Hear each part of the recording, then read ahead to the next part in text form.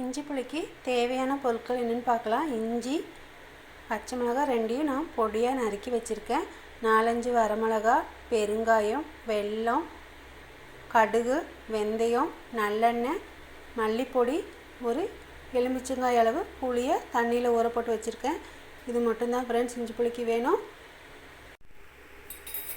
ஒரு பேனில் எண்ணெய் காஞ்சதும் கடுகு, ஒரு 1/4 ஸ்பூன் வெந்தயம், பெருங்காயம், காஞ்ச மிளகாய் இதெல்லாம் போட்டு தாளிச்சிடுங்க.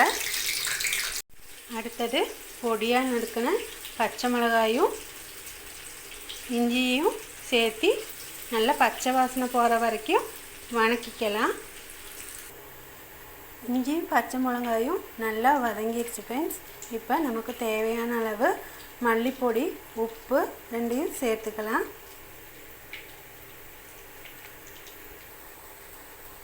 நான் 2 ஸ்பூன் மல்லிப்பொடியும் தேவையான அளவு உப்பும் சேர்த்துருக்கேன். இதையும் லைட்டாக வதக்கிட்டு நம்ம புளியை கரைச்சி ஊற்றிடலாம். புளியை ரொம்ப தண்ணியாக கலக்கி ஊற்றிடாதீங்க ஃப்ரெண்ட்ஸ். ஓரளவுக்கு கெட்டியாக ஊற்றிக்கோங்க. இல்லைன்னா இஞ்சி புளி வத்துறதுக்கு ரொம்ப நேரம் ஆகும்.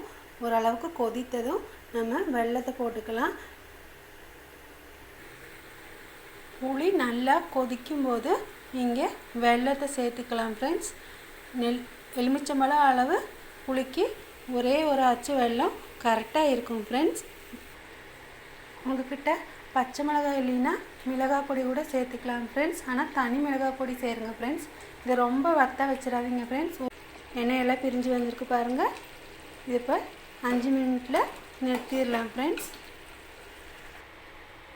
இதை பாருங்கள் ஃப்ரெண்ட்ஸ், நம்ம இஞ்சி புளி எண்ணெயெல்லாம் பிரிஞ்சு கரெக்டான பக்குவத்துக்கு வந்துடுச்சு ஃப்ரெண்ட்ஸ். இது ஆறின பிறகு நீங்கள் ஒரு கண்ணாடி பாத்திரத்துலையோ இல்லை பீங்கான் பாத்திரத்துலையோ போட்டு ஸ்டோர் பண்ணி வைக்கலாம் ஃப்ரெண்ட்ஸ்.